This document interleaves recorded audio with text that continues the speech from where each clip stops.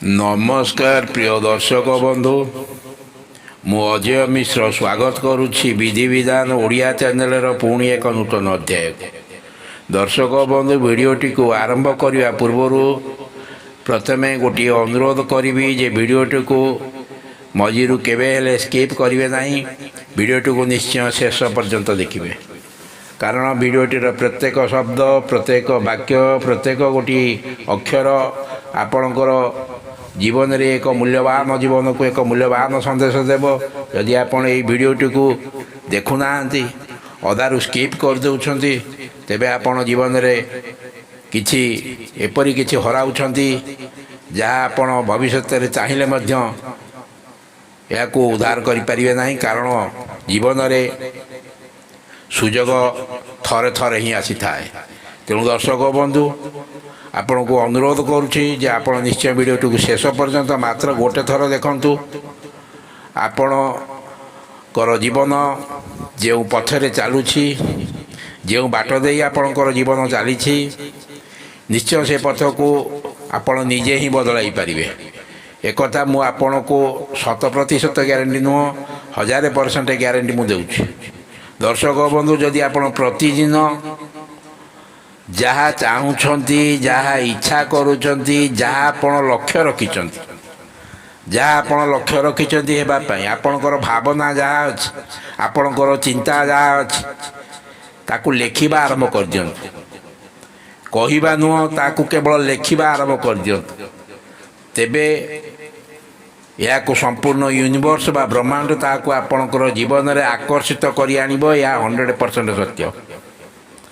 दर्शक बंधु यह कौन सी कल्पना नुहे या कौन सी आईमा कहानी बा गप नुहे या 100% सत्य या को बब प्रॉक्टर ताक संपूर्ण जीवन में प्रमाण करी देखाई देइछन्ति।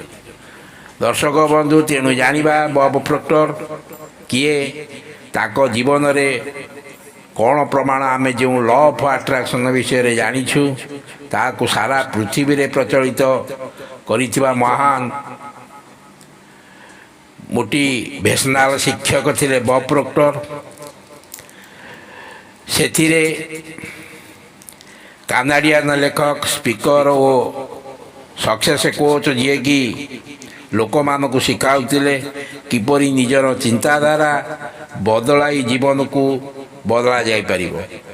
दर्शक बंधु से सर्वदा कहते आपण जहाँ भावती आपण जहाँ चिंता करती आपणकर मनस्कामना जहाँ रखिंट आपणकर जीवन लक्ष्य जहाँ कि अच्छी ताकू आपण निज जीवन में आकर्षित कर शिक्षार मुख्य आधार थिला लॉ ऑफ अट्रैक्शन। दर्शक बंधु अर्थात आम मनर भावना एवं आस्था आमर वास्तवता तैयारी करिथाए। जदि आमे सकारात्मक भावना कृतज्ञता एवं स्पष्ट लक्ष्य सह जीवन यापन करिबा तेबे ब्रह्मांड से ही जिनिस गुड़ी को आम पाखकू निश्चिंत आनीदेव। दर्शक बंधु से ही मोटिवेशनल शिक्षक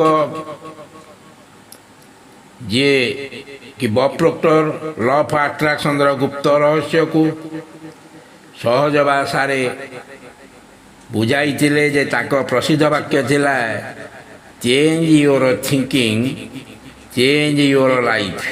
सर्वदा मन रखिथिबे जे change your thinking change your life अर्थात आपणकर चिंता को बदलांतु आपणकर जीवन छाए छाए बदली जीवो। आपणकर चिंता को बदलांतु आपणकर जीवन गतिपथ छाए छाए बदली जीवो।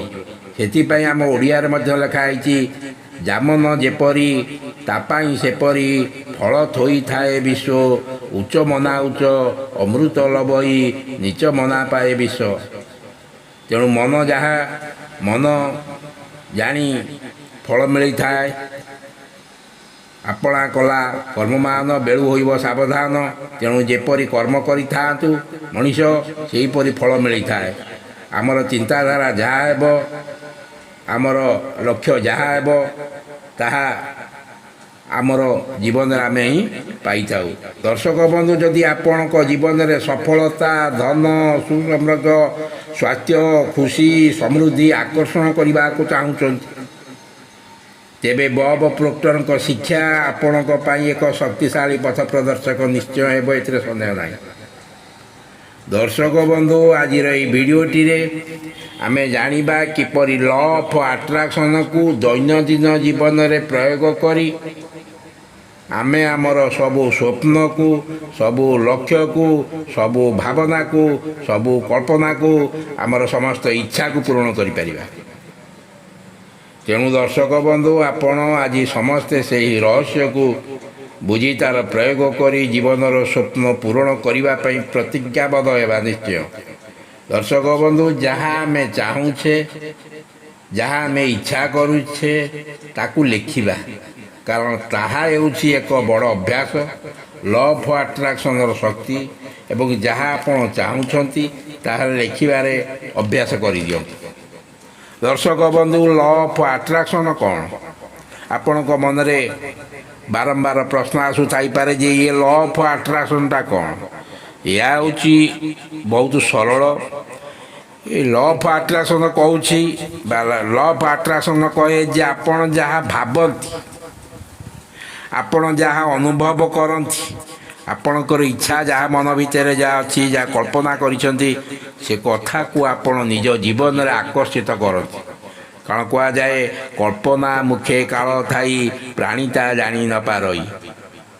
ଯଦି ଆପଣ ସବୁବେଳେ ଦରିଦ୍ରତା, ଦୁଃଖ, ହାନ, ଦରିଦ୍ର ପାଞ୍ଚାକ୍ଷର ମନ୍ତ୍ର ଜପ କରିବେ ଏବଂ ଅଭାବ ବିଷୟରେ ଭାବିବେ, ତେବେ ସେହିପରି ପରିସ୍ଥିତି ଆପଣଙ୍କ ଜୀବନରେ ସୃଷ୍ଟି ହେବ।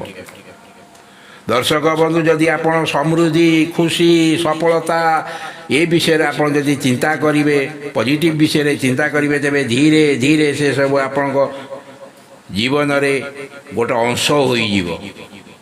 ତେଣୁ ଆପଣଙ୍କର ଭାବନା ଯାହା ହେବ, ଆପଣଙ୍କର କଳ୍ପନା ଯାହା ହେବ, ଆପଣଙ୍କୁ ସେସବୁ ଜିନିଷ ପ୍ରାପ୍ତ ହେବ। ଦର୍ଶକ ବନ୍ଧୁ, ବ୍ରହ୍ମାଣ୍ଡ ବା ୟୁନିଭର୍ସ ଆପଣଙ୍କର ଶବ୍ଦ, ଭାବନାକୁ ଆଦେଶ ଭାବେ ଗ୍ରହଣ କରିଥାଏ। ସେଥିପାଇଁ ଯେତେବେଳେ ଆପଣ ପ୍ରତିଦିନ ଲେଖନ୍ତି, ମୁଁ ସ୍ୱାସ୍ଥ୍ୟବାନ ଅଛି, ମୁଁ ଧନୀ ଅଛି, ମୋ ଜୀବନ ଆନନ୍ଦରେ ପୂର୍ଣ୍ଣ, ଆପଣ ଆପଣଙ୍କର ଅବଚେତନ ମନକୁ ନୂଆ ଆଦେଶ ଦେଉଛନ୍ତି।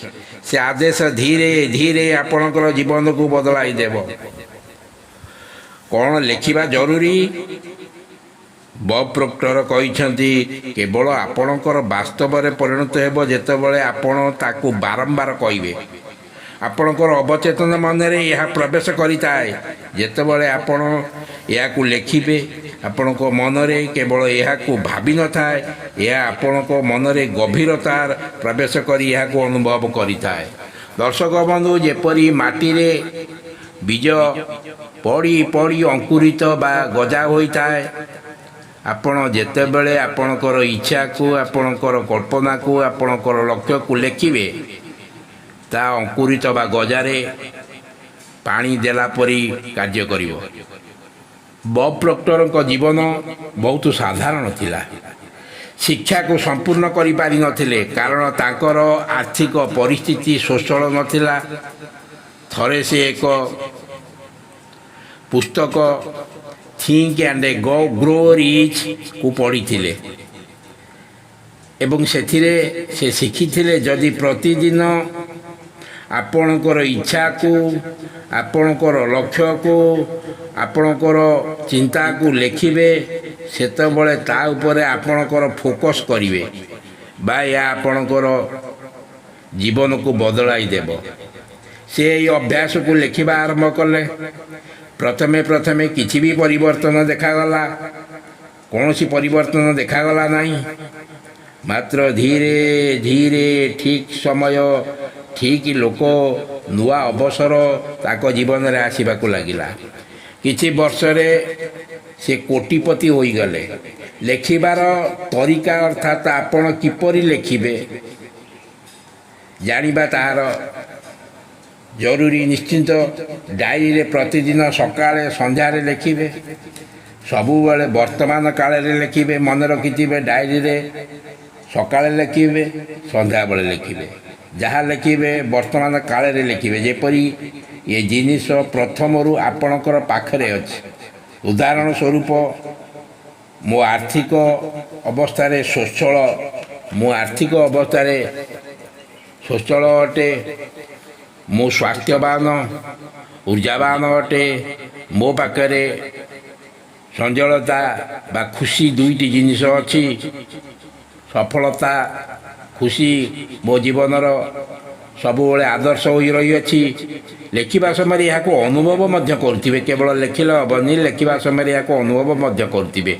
ଆପଣ ମୁଁ ଆଜି କୋଟିପତି, ମୋର ଟଙ୍କା ପଇସାର ଅଭାବ ନାହିଁ, ତେବେ ଆପଣ ଯେଉଁ କୋଟିପତି ବୋଲି ଆପଣ ଲେଖୁଛନ୍ତି, ମୋର ଟଙ୍କା ପଇସାର ଅଭାବ ନାହିଁ, ଯଦି ଆପଣଙ୍କ ପାଖରେ ଦାରିଦ୍ରତା ପଇସା ପତ୍ର ଆର୍ଥିକ ସଙ୍କଟ ଦେଇ ଗତି କରୁଛନ୍ତି, ତେବେ ଆପଣ ଲେଖୁଛନ୍ତି ଯେ ମୁଁ କୋଟିପତି, ମୋ ପାଖେ ଟଙ୍କା ପଇସାର କୌଣସି ଜିନିଷର ଅଭାବ ନାହିଁ, ତେବେ ଆପଣଙ୍କର ଅନୁଭବ ବା ସେ ସମୟରେ ଆପଣ ଲେଖିବା ସମୟରେ ମଧ୍ୟ ଏହାକୁ ଅନୁଭବ କରିବେ ଯେ ଆପଣଙ୍କ ପାଖେ ଯେତେବେଳେ ଆପଣ କୋଟି କୋଟି ଟଙ୍କାର ପାହାଡ଼ ଉପରେ ଛିଡ଼ା ହୋଇଛନ୍ତି, ଆପଣଙ୍କର କୌଣସି ଜିନିଷର କିଛି ଅଭାବ ନାହିଁ, ତେବେ ଏହାକୁ ଆପଣଙ୍କର ଭାବନା ମଧ୍ୟ ସେହିପରି ବା ଅନୁଭବ ସେହାକୁ ପ୍ରକାଶ କରିବେ। ଏହା ସତ୍ୟ ଅଟେ। ଯଦି ଆପଣ ଲେଖିଲା ବେଳେ କେବଳ ଶବ୍ଦକୁ ଲେଖିବେ, ମାତ୍ର ମନରେ ଏହାକୁ ବିଶ୍ୱାସ କରୁନଥିବେ, କେବଳ ଆପଣଙ୍କୁ କୁହାଯାଉଛି ବୋଲି ଆପଣ ଏକ ଶବ୍ଦରେ ଲେଖିବେ, ମାତ୍ର ମନ ସାଡ଼େ ପୋଡ଼ି ଯାଉଥିବ, ପାଖରେ 5 ପଇସା ନଥିବ, କିନ୍ତୁ ଏପଟେ ଆପଣ କହୁଥିବେ ଯେ ମୁଁ କୋଟିପତି, ମୋ ପାଖରେ ଟଙ୍କା ପଇସାର ଅଭାବ ନାହିଁ, ମାତ୍ର ମନରେ ଏହାକୁ ବିଶ୍ୱାସ କରୁନଥିବେ, ତେବେ ଏହାର ପ୍ରଭାବ କମ୍ ଆସିବ। ଦରକାର ପଡ଼ିଲେ ଏହା ଆପଣଙ୍କ ପାଖରେ କିଛି କାମ ମଧ୍ୟ ଦେବ ନାହିଁ। ଯଦି ଆପଣ ଲେଖିଲା ବେଳେ ନିଜକୁ ସେହି ପରିସ୍ଥିତିରେ ଅଛନ୍ତି ବୋଲି କଳ୍ପନା କରିବେ, ସେହି ପରିସ୍ଥିତିରେ ଅଛନ୍ତି ବୋଲି ଭାବିବେ, ଆପଣଙ୍କର ଅବଚେତନ ମନ ଅତି ଶୀଘ୍ର ସକ୍ରିୟ ହୋଇଯିବ। 3ଟି ଷ୍ଟେପ୍। ଫାର୍ଷ୍ଟ ଷ୍ଟେପ୍ ହେଲା ଚିନ୍ତା କରିବେ, ଦ୍ୱିତୀୟ ହେଲା ଅନୁଭବ କରିବେ, ତୃତୀୟ ହେଲା ଆକର୍ଷିତ ହେବ। ଲ ଅଫ୍ ଆଟ୍ରାକ୍ସନ୍ ଏହି 3ଟି ଜିନିଷ ଉପରେ କାମ କରିବ। ଲ ଅଫ୍ ଆଟ୍ରାକ୍ସନ୍ ଏହି 3ଟା ଜିନିଷ ଉପରେ କାମ କରିବ। ପ୍ରଥମେ ହେଲା ଚିନ୍ତା, ଦ୍ୱିତୀୟରେ ହେଲା ଅନୁଭବ, ତୃତୀୟରେ ହେଲା ଆକର୍ଷିତ।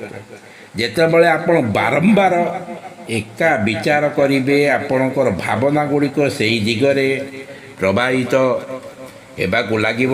ଯେତେବେଳେ ଭାବନା ଏକାଠି ହେବେ, ସେତେବେଳେ କମ୍ପନ ସୃଷ୍ଟି ହେବ।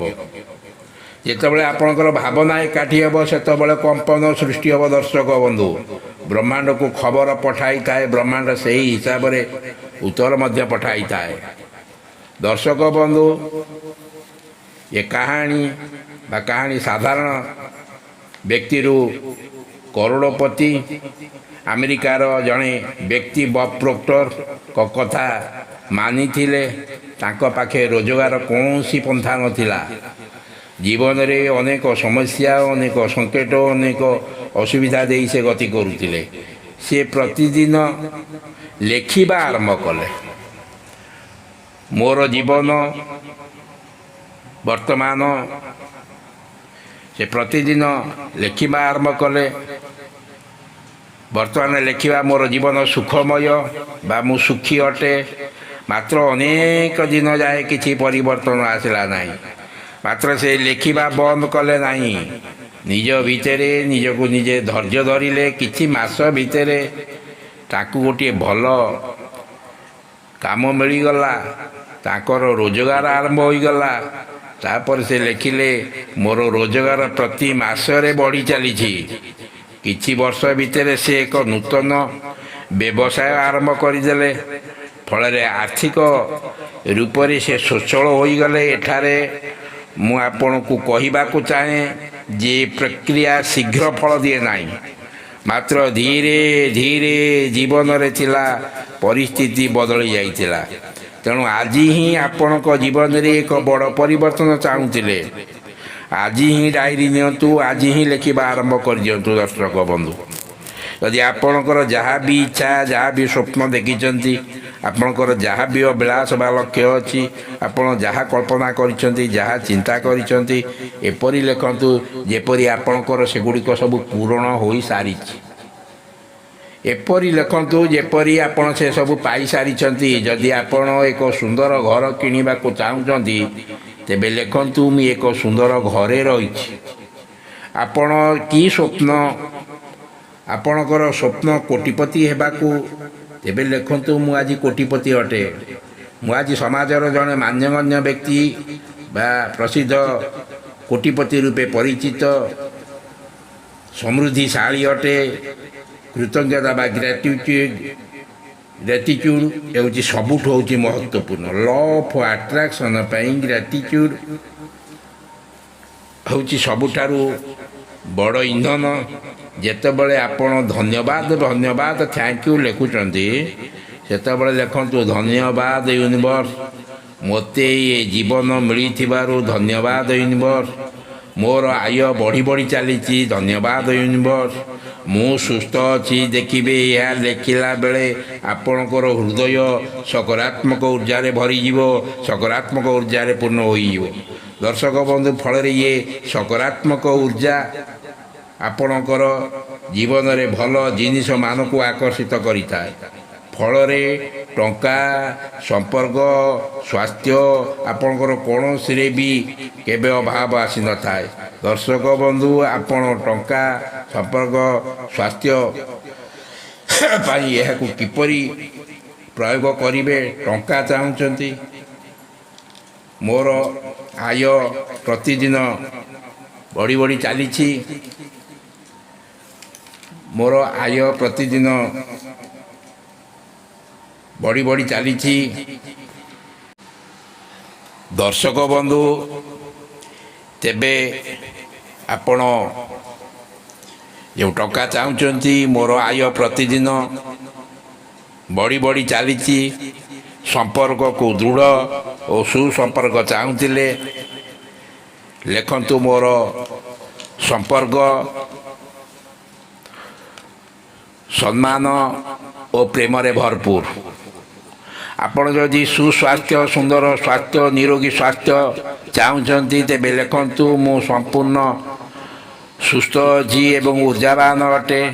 ପ୍ରତ୍ୟେକ ସ୍ତରରେ ଏପରି ପ୍ରୟୋଗ କରନ୍ତୁ, ପ୍ରତ୍ୟେକ କ୍ଷେତ୍ରରେ ଏପରି ପ୍ରୟୋଗ କରନ୍ତୁ। ଆପଣ ଯାହା ଚାହୁଁଛନ୍ତି ତାହା ପ୍ରତିଦିନ ଏପରି ଲେଖନ୍ତୁ।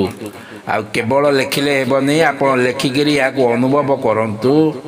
ନିଜେ ଯେପରି ଜୀବନ ଜିଉଛନ୍ତି ବୋଲି କଳ୍ପନା କରନ୍ତୁ। ଦୃଢ଼ ବିଶ୍ୱାସ, ଭରସାର ନିହାତି ଆବଶ୍ୟକ। ଟିକେ ଭାବନ୍ତୁ ଦର୍ଶକ ବନ୍ଧୁ, ପ୍ରତିଦିନ ଆମେ କେତେ ଚିନ୍ତା କରୁଛେ, କେତେ ଭାବନା କରୁଛେ। ବିଜ୍ଞାନୀମାନେ କହୁଛନ୍ତି ଯେ ଜଣେ ମଣିଷ ଦିନକୁ ପ୍ରାୟ 60,000ରୁ 80,000 ପର୍ଯ୍ୟନ୍ତ ଭାବନା କରିଥାଏ। କିନ୍ତୁ ଦୁଃଖର କଥା, ପରିତାପର ବିଷୟ ହେଲା ଏହିକି ଯେ ସେଗୁଡ଼ିକ ମଧ୍ୟରୁ ଅଧିକାଂଶ ଭାବନା ସେଇଗୁଡ଼ିକ ଯାହା ଆମେ ଗତକାଲି ଭାବିଥିଲୁ, ସେଥିମଧ୍ୟରୁ ଅଧିକାଂଶ ଭାବନା ସେଥିରୁ ଅଟେ। ଅର୍ଥାତ୍ ଆମେ ପ୍ରତିଦିନ ସେଇ ପୁରୁଣା ଭାବନାକୁ ପୁନରାବୃତ୍ତି ହିଁ କରିଥାଉ ଏବଂ ସେହି ଭାବନା ଅନୁସାରେ ଆମର ଜୀବନ ସେଇଭଳି ହୋଇ ରହିଯାଏ। ପରିସ୍ଥିତିରେ କୌଣସି ସୁଧାର ଆସେ ନାହିଁ। ଏବେ ସେହି ପ୍ରଶ୍ନ ଉଠୁଛି ଯେ ଯଦି ଆମେ ନୂଆ ଗନ୍ତବ୍ୟ ଚାହୁଁଛେ, ତେବେ କୁହନ୍ତୁ ପୁରୁଣା ଚିନ୍ତାଧାରା ସହ ଆମେ ସେଠାରେ ପହଞ୍ଚି ପାରିବା କି? ଉତ୍ତର ଆସିବ ନା। ଏହା କେବଳ ସମ୍ଭବ ନୁହେଁ ଯଦି ଆପଣ ଜୀବନକୁ ଏକ ନୂଆ ରୂପରେ ଗଢ଼ିବାକୁ ଚାହୁଁଛନ୍ତି। ତେବେ ଦର୍ଶକ ବନ୍ଧୁ, ଆପଣଙ୍କର ତେବେ ଚିନ୍ତାଧାରା ମଧ୍ୟ ନୂଆ କରିବାକୁ ପଡ଼ିବ। ବବ୍ ପ୍ରୋକ୍ଟର ଏହି କଥାକୁ ବାରମ୍ବାର ବୁଝାଉଥିଲେ ଯେ ଆପଣ ନୂଆ ଚିନ୍ତାଧାରା କରନ୍ତୁ, ନୂଆ ଆପଣଙ୍କୁ ନୂଆ ରାସ୍ତା ଦେଖାଇବ। ସେ କହୁଥିଲେ ଯଦି ପ୍ରତିଦିନ ସେଇ ଭାବନା କରିବେ ଯାହା ଗତକାଲି କରିଥିଲେ, ତେବେ ଆପଣଙ୍କର ଭବିଷ୍ୟତ ଗତକାଲି ପରି ହିଁ ହେବ। ଆପଣଙ୍କର ଗତକାଲି ଭବିଷ୍ୟତ ଯାହା ଥିଲା ଆଜି ମଧ୍ୟ ସେଇଆ ହେବ। ସେଥିରେ କ'ଣ ପରିବର୍ତ୍ତନ ଆସିବ? ଜୀବନରେ ଯାହା ଚାଲୁଛି ତାହା ଚାଲିବ। ଏହି କାରଣରୁ ସମସ୍ତଙ୍କୁ ସେ କହୁଥିଲେ, ସର୍ବଦା ବୁଝାଉଥିଲେ ଯେ ଆପଣ ପ୍ରତିଦିନ ଲେଖିବା ଆରମ୍ଭ କରନ୍ତୁ। ଆପଣ ପ୍ରତିଦିନ ଆଜିଠାରୁ ଲେଖିବା ଆରମ୍ଭ କରନ୍ତୁ। ଆପଣଙ୍କର ସ୍ୱପ୍ନ କ'ଣ, ଆପଣଙ୍କର ଇଚ୍ଛା କ'ଣ, ଆପଣଙ୍କର ଅଭିଳାଷ କ'ଣ, ଆପଣଙ୍କର ଲକ୍ଷ୍ୟ କ'ଣ, ଆପଣଙ୍କର କଳ୍ପନା କ'ଣ ଆପଣ ଚାହୁଁଛନ୍ତି। କାରଣ ଲେଖିଲେ ଆପଣଙ୍କର ବିଚାର ବଦଳିଯାଏ। କାରଣ ଲେଖିଲେ ଆପଣଙ୍କର ବିଚାର ବଦଳିଯାଏ। ଦର୍ଶକ ବନ୍ଧୁ, ବିଚାର ବା ଚିନ୍ତାଧାରା ବଦଳିଲେ ଭାବନା ବଦଳିଯାଏ, ମନରେ ପରିବର୍ତ୍ତନ ଆରମ୍ଭ ହୋଇଯାଏ। ଦର୍ଶକ ବନ୍ଧୁ, ଭାଗ୍ୟ ବଦଳିଯାଏ, ବିଶ୍ୱାସ ଦୃଢ଼ ହେବାକୁ ଲାଗେ। ଫଳରେ ଆଖପାଖର ପରିସ୍ଥିତି ବଦଳିଯାଏ, ନୂଆ ସୁଯୋଗ ଆସେ। ଏହା ହିଁ ରହସ୍ୟ। ଚିନ୍ତା ବାସ୍ତବତା ଗଠନ କରିଥାଏ। ଦର୍ଶକ ବନ୍ଧୁ, ଅର୍ଥାତ୍ ସ୍ୱପ୍ନ ବାସ୍ତବରେ ପରିଣତ ହୋଇଥାଏ। ଯଦି ଆପଣଙ୍କ ମନରେ ପ୍ରଶ୍ନ ଉଠୁଥାଏ ଯେ ଏହା କେବଳ ଲେଖିବା ହିଁ ପର୍ଯ୍ୟାପ୍ତ କି ନା, କିନ୍ତୁ ଅଧିକ କରିବାର ଆବଶ୍ୟକତା ରହିଛି। ଦର୍ଶକ ବନ୍ଧୁ, ଏହାର ଉତ୍ତର ବବ୍ ପ୍ରୋକ୍ଟର ଅତି ସହଜରେ ସରଳ ଭାବରେ କହିଛନ୍ତି। ସେ କହିଛନ୍ତି, ଲେଖିବା ହେଉଛି ପ୍ରଥମ ସୋପାନ ବା ପ୍ରଥମ ପାହାଚ ବା ପ୍ରଥମ ଷ୍ଟେପ୍, ଫାର୍ଷ୍ଟ ଷ୍ଟେପ୍। ଆପଣଙ୍କର ଅବଚେତନ ମନକୁ ନୂଆ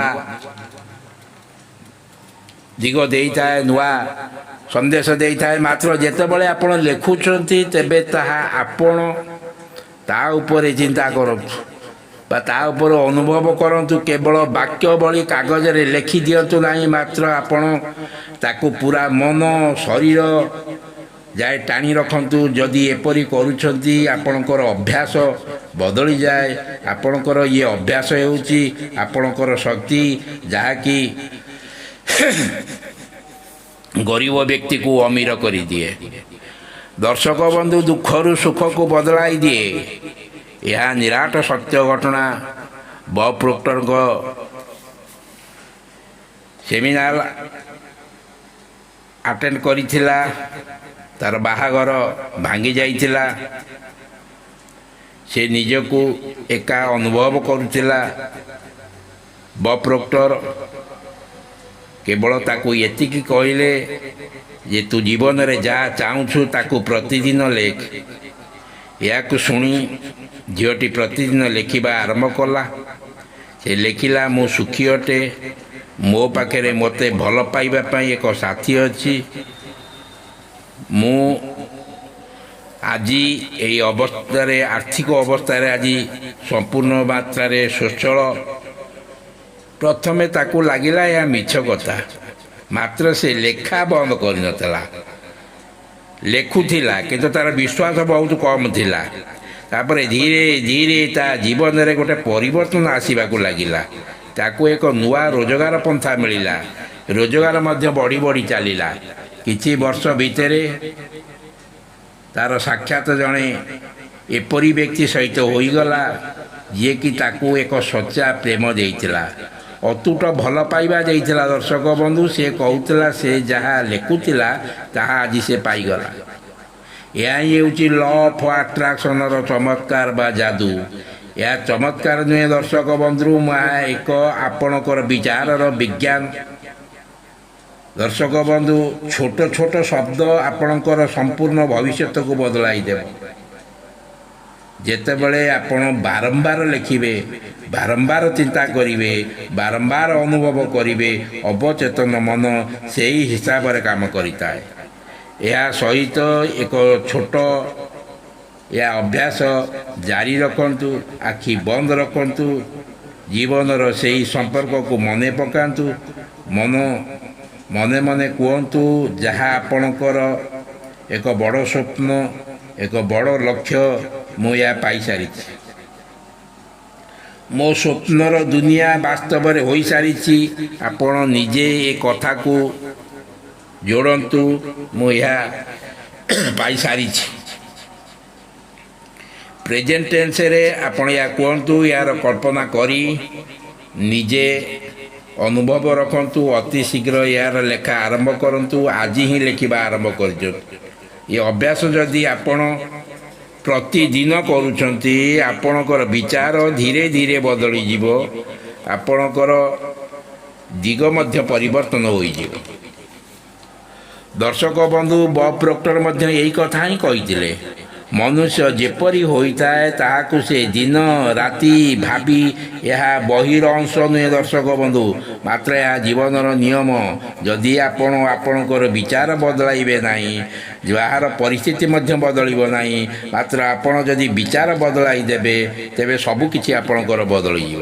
ବର୍ତ୍ତମାନ ଆଉ ଏକ ମହତ୍ତ୍ୱପୂର୍ଣ୍ଣ କଥା କହିବାକୁ ମୁଁ ଯାଉଛି। ବବ୍ ପ୍ରୋକ୍ଟର କୁହନ୍ତି, ଯଦି ଆପଣଙ୍କର ବିଚାରକୁ ଚୁମ୍ବକୀୟତାରେ ପରିଣତ କରେ, ଯେତେବେଳେ ଆପଣ ଲେଖନ୍ତି ଧନ୍ୟବାଦ ମୋ ପାଖରେ ଏହି ଜୀବନ ଅଛି, ଅର୍ଥାତ୍ ମୁଁ ସ୍ୱାସ୍ଥ୍ୟବାନ ଅଟେ, ଧନ୍ୟବାଦ ମୋର ଆୟୁ ବଢ଼ୁଛି, ଆପଣ କେବଳ ଏଥିପାଇଁ ଆଭାର ପ୍ରକଟ କରୁନାହାନ୍ତି, ବରଂ ଆପଣ ଅଧିକ ପାଇବା ପାଇଁ ଦ୍ୱାର ଖୋଲି ଦେଉଛନ୍ତି। ଗୋଟିଏ ବ୍ୟକ୍ତି ଏ କଥାକୁ ପ୍ରୟୋଗ କଲା। ପ୍ରତିଦିନ ନିଜ ଡାଏରୀରେ 3ଟି କଥାକୁ ଲେଖିବା ଆରମ୍ଭ କଲେ, ଯାହା ଉପରେ ସେ କୃତଜ୍ଞତା ପ୍ରକାଶ କରୁଥିଲା। ପ୍ରଥମେ ତାକୁ ଏହା ସାଧାରଣ ଘଟଣା ପରି ଲାଗୁଥିଲା। କିଛି ମାସ ଭିତରେ ସେ ନିଜେ ଅନୁଭବ କଲା ତା'ର ମନରେ ଆଉ ଅଭାବର ଚିନ୍ତା କିଛି ନାହିଁ। ସତେ ଯେପରି ତା ଜୀବନ ବର୍ତ୍ତମାନ ଐଶ୍ୱର୍ଯ୍ୟପୂର୍ଣ୍ଣ ହୋଇଯାଇଛି। ଯେପରି ତା'ର ଧ୍ୟାନ ବଦଳିଗଲା, ଚିନ୍ତା, ଭାବନା, ବିବେକ ସବୁକିଛି ବଦଳିଗଲା। ତା ଜୀବନରେ ଏପରି ଐଶ୍ୱର୍ଯ୍ୟ, ଧନ, ପ୍ରତିପ୍ରତି ସବୁ ଆକର୍ଷିତ ହେବାକୁ ଲାଗିଲା। ତେଣୁ ବୁଝିବାକୁ ପଡ଼ିବ ଦର୍ଶକ ବନ୍ଧୁ, ଜୀବନରେ ଯାହା ଚାହୁଁଛନ୍ତି ତାକୁ ପ୍ରତିଦିନ ଲେଖନ୍ତୁ, ତାକୁ ବର୍ତ୍ତମାନ କାଳରେ ଲେଖନ୍ତୁ, ତାକୁ ଅନୁଭବ କରନ୍ତୁ। ଜୀବନରେ ଆଗରୁ ଏହା ସବୁ ଅଛି, ସେ ଭାବନା ଭିତରେ ରୁହନ୍ତୁ, ସେଇଥିପାଇଁ କୃତଜ୍ଞତା ପ୍ରକାଶ କରନ୍ତୁ। ମାତ୍ର ଏଥିପାଇଁ ଅତ୍ୟନ୍ତ ଆବଶ୍ୟକ ହେଉଛି ଧୈର୍ଯ୍ୟ ବା ପେସେନ୍ସ। ଲ ଅଫ୍ ଆଟ୍ରାକ୍ସନ୍ ଯାଦୁର ଛଡ଼ି ନୁହେଁ। ଆଜି ଲେଖକ, କାଲି ସବୁ ବଦଳିଯିବ। ଆଜି ଲେଖିଲେ ଯେ କାଲି ସବୁ ବଦଳିଯିବ, ଏହା ଏକ ପ୍ରକ୍ରିୟା। ସେପରି ବୀଜ ରୋପଣ ପରେ ବହୁତ ଡେରିରେ ଫଳ ଆସିଥାଏ, ସେପରି ଏହା ମଧ୍ୟ ସମୟ ନେଇଥାଏ। ମାତ୍ର ଲେଖିବା ଜାରି ରଖିବେ କିମ୍ବା ପ୍ରତିଦିନ ଲେଖିବେ, ଦୃଢ଼ ବିଶ୍ୱାସ ରଖିବେ, ରେଜଲ୍ଟ ନିଶ୍ଚୟ ମିଳିବ। ଦର୍ଶକ ବନ୍ଧୁ, ଏବେ ଭାବନ୍ତୁ, ଯଦି ଆପଣ ଆସନ୍ତା 1 ବର୍ଷ ପର୍ଯ୍ୟନ୍ତ ପ୍ରତିଦିନ କେବଳ 5 ମିନିଟ୍ ଲେଖିବାର ଅଭ୍ୟାସ କରିବେ, ତେବେ ଭାବିପାରିବେନି, ବିଶ୍ୱାସ କରିପାରିବେନି ଆପଣଙ୍କର ଜୀବନରେ କିଭଳି ପରିବର୍ତ୍ତନ ଆସିବ। ଆପଣ ଭାବିପାରନ୍ତି ଏହା ଏକ ଛୋଟ ଅଭ୍ୟାସ, ମାତ୍ର ଯଦି ଠିକ୍ ନିୟମିତ ଭାବେ ଏହି ଛୋଟ ଅଭ୍ୟାସ କରିବେ ନା, ଦର୍ଶକ ବନ୍ଧୁ, ଜୀବନରେ ମହାନ ପରିବର୍ତ୍ତନ ଆଣିଦେବ। ଏହି ଛୋଟ ଅଭ୍ୟାସ ଜୀବନରେ ବଡ଼ ପରିବର୍ତ୍ତନ ଆଣିଦେବ। ବବ୍ ପ୍ରୋକ୍ଟର କହୁଥିଲେ, ଆପଣଙ୍କୁ ତାହା ମିଳିବ ଯାହାକୁ ଆପଣ ଭିଜୁଆଲାଇଜେସନ୍ ବା ସ୍ପଷ୍ଟ ରୂପେ ଦେଖୁଥିବେ, ଯାହା ପାଇଁ କୃତଜ୍ଞତା ଅନୁଭବ କରୁଥିବେ। ଦର୍ଶକ ବନ୍ଧୁ, ଲେଖିବା କେବଳ ଶବ୍ଦ ନୁହେଁ, ଏହା ଚିତ୍ର ସୃଷ୍ଟି କରିବାର ତରିକା। ଦର୍ଶକ ବନ୍ଧୁ, ଆପଣଙ୍କ ପାଖରେ ଏକ ପ୍ରଶ୍ନ। କାଲି ସକାଳେ ଉଠିବା ପରେ ଯଦି ଆସେ, ଯଦି ସବୁକିଛି ଆସିଯାଇଛି ଯାହା ତୁମେ କାମନା କରିଥିଲ, ଆପଣଙ୍କର ଜୀବନ କିପରି ହେବ? କ'ଣ ଆପଣ ଏପରି ବଞ୍ଚିବା ପାଇଁ ପ୍ରସ୍ତୁତ ତ? ଅର୍ଥାତ୍ ଆପଣ ଏଭଳି ଯାହା ସ୍ୱପ୍ନ ବା କଳ୍ପନା କରିଛନ୍ତି ତା'ର ବାସ୍ତବ ରୂପ ବଞ୍ଚିବାକୁ ଚାହୁଁଛନ୍ତି? ଯଦି ହଁ, କମେଣ୍ଟରେ କେବଳ ୟେସ୍ ଲେଖନ୍ତୁ। ଆଜି ହିଁ ଲେଖିବା ଆରମ୍ଭ କରିଦିଅନ୍ତୁ। ଦର୍ଶକ ବନ୍ଧୁ, ବର୍ତ୍ତମାନ ଦେଖାଯାଉଛି ଲ ଅଫ୍ ଆଟ୍ରାକ୍ସନ୍ ଏକ କଳ୍ପନା ନୁହେଁ, ମାତ୍ର ଏହା ଆପଣଙ୍କର ବିଚାରର, ଆପଣଙ୍କର ଚିନ୍ତାର ହେଉଛି ଏକ ବିରାଟ ଶକ୍ତି। ଏହା କିପରି ଏକ ନିୟମ ଯିଏ ପ୍ରତି ମୁହୂର୍ତ୍ତରେ, ପ୍ରତି ସେକେଣ୍ଡରେ, ପ୍ରତି ସମୟରେ ଆପଣଙ୍କର ଜୀବନରେ କାମ କରୁଛି। ଫରକ ମାତ୍ର ଏତିକି ଯେ ଆପଣ ଏହାକୁ ଠିକ୍ ଦିଗରେ ବା ଠିକ୍ ଭାବରେ ପ୍ରୟୋଗ କରୁଛନ୍ତି ନା ନାହିଁ। ବବ୍ ପ୍ରୋକ୍ଟର ଏହାର ପ୍ରୟୋଗ କରି ଗରିବରୁ ଅମିରରେ ପହଞ୍ଚି ପାରିଥିଲେ। ଆପଣ ତ ନିଶ୍ଚୟ ଜାଣିସାରିଥିବେ ସେ ମହିଳା କିପରି ନିଜ ଜୀବନରେ ସବୁ ହରାଇ ଏହାର ପ୍ରୟୋଗ କରିଥିଲେ। ଆପଣ ବୁଝିପାରୁଛନ୍ତି ତ କିପରି ଛୋଟ ଛୋଟ ଶବ୍ଦ ଭବିଷ୍ୟତକୁ ବଦଳାଇ ପାରୁଛି। ଏପରି ଅନେକ କାହାଣୀ, ଅନେକ ଏକ୍ଜାମ୍ପଲ୍, ଅନେକ ଉଦାହରଣ ରୂପେ ବବ୍ ପ୍ରୋକ୍ଟର ଲୋକମାନଙ୍କୁ କହିଛନ୍ତି। କାରଣ ବବ୍ ପ୍ରୋକ୍ଟର ଚାହୁଁଥିଲେ ଯେ ପ୍ରତ୍ୟେକ ଲୋକ, ପ୍ରତ୍ୟେକ ମଣିଷ ଏହା ଶିଖି ନିଜ ଜୀବନକୁ ଏହାକୁ ପ୍ରୟୋଗ କରନ୍ତୁ। କାରଣ ଲ ଅଫ୍ ଆଟ୍ରାକ୍ସନ୍ର ଇଏ ପରିଭାଷା ତା'ର ପ୍ରୟୋଗ କରିବା ପାଇଁ ଆପଣ ପ୍ରଥମେ ନିଜ ଜୀବନରେ ସ୍ୱପ୍ନକୁ ବାରମ୍ବାର ପ୍ରତିଦିନ ଲେଖନ୍ତୁ। ସ୍ୱପ୍ନ ଅପୂରଣୀୟ ହୋଇ ରହିବ ନାହିଁ। ଦର୍ଶକ ବନ୍ଧୁ, ଆପଣଙ୍କର ଭାଗ୍ୟ କେହି ଲେଖିନାହାନ୍ତି। ଏହା କେବଳ ଆପଣଙ୍କର ହାତରେ ଅଛି। ଆପଣଙ୍କର ଭାଗ୍ୟକୁ କେହି ଲେଖିନାହାନ୍ତି, ଏହା କେବଳ ଆପଣଙ୍କର ହାତରେ ଅଛି। ପ୍ରତିଦିନ 5 ମିନିଟ୍ ଲେଖିବା ଅଭ୍ୟାସ କରନ୍ତୁ। ଦର୍ଶକ ବନ୍ଧୁ, ଆଗାମୀ ବର୍ଷେ ଭିତରେ ଆପଣ ଯାହା ଚାହୁଁଛନ୍ତି ତାହା ହିଁ ନିଶ୍ଚୟ ଘଟିବ। ଏ ସ୍ୱପ୍ନ ଆପଣଙ୍କର ବାସ୍ତବରେ ବଦଳିଯିବ। କେବେ କମ୍ପ୍ଲେନ୍ ଲେଖିବେନି, ସମାଧାନ ଲେଖିବେ। ଅର୍ଥାତ୍ ମୁଁ ସୁଖୀ ଅଟେ, ମୁଁ ଐଶ୍ୱର୍ଯ୍ୟଶାଳୀ ଅଟେ, ମୁଁ ଜଣେ ପ୍ରତିଷ୍ଠିତ ଧନିକ ବ୍ୟକ୍ତି ଅଟେ। କେବେ ବି ଲେଖିବେନି ମୁଁ ଦୁଃଖୀ କିମ୍ବା ଗରିବ। କେବେ ଭୟ ଲେଖିବେନି, ବିଶ୍ୱାସ ଲେଖିବେ। କମ୍ ଲେଖିବେନି, ଭରପୁରତା ଲେଖିବେ। କାରଣ ମନେ ରଖିବେ ଦର୍ଶକ ବନ୍ଧୁ, ଯାହା ଚାହୁଁଛନ୍ତି ତାକୁ ପ୍ରତିଦିନ ଲେଖନ୍ତୁ। ଦେଖନ୍ତୁ ପୁରା ବ୍ରହ୍ମାଣ୍ଡ ଆପଣଙ୍କର ଜୀବନରେ କ'ଣ ପରିବର୍ତ୍ତନ କରିଦେଉଛି। ଦର୍ଶକ ବନ୍ଧୁ, ଇଏ ଯାଦୁ ରୂପରେ ପରିଣତ ହୋଇଯିବ। ଏ ଜ୍ଞାନ ଯଦି ଆପଣଙ୍କୁ ଭଲ ଲାଗିଲା, ଏ ଭିଡ଼ିଓଟି ଯଦି ଆପଣଙ୍କୁ ଭଲ ଲାଗିଲା, ତେବେ ନିଶ୍ଚୟ ଭିଡ଼ିଓଟିକୁ ଆପଣଙ୍କର ସମ୍ପର୍କୀୟ ସାଙ୍ଗସାଥିମାନଙ୍କୁ ବହୁଳ ମାତ୍ରାରେ ସେୟାର କରନ୍ତୁ। ଚ୍ୟାନେଲଟିକୁ ଯଦି ଆପଣ ସବସ୍କ୍ରାଇବ୍ କରିନାହାନ୍ତି, ଦୟାକରି ଚ୍ୟାନେଲଟିକୁ ସବସ୍କ୍ରାଇବ୍ କରିଦିଅନ୍ତୁ। ଭିଡ଼ିଓଟିକୁ ଗୋଟେ ଲାଇକ୍ କରିଦିଅନ୍ତୁ। ରହୁଛି, ଧନ୍ୟବାଦ, ନମସ୍କାର।